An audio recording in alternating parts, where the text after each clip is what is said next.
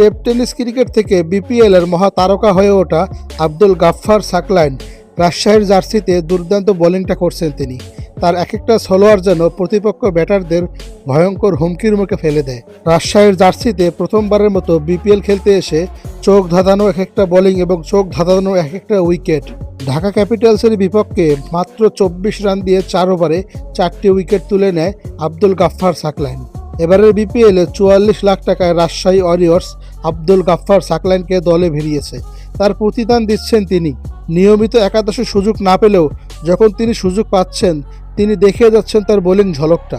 একজন tape tennis cricketer হয়েও কিভাবে তিনি বোলিংটা করছেন একটা পেশাদারিত্ব ক্রিকেটে, সেটা তিনি জানান দিচ্ছেন যে আব্দুল গাফফার সাকলাইন একদিন বিশ্ব ক্রিকেট শাসন করবে।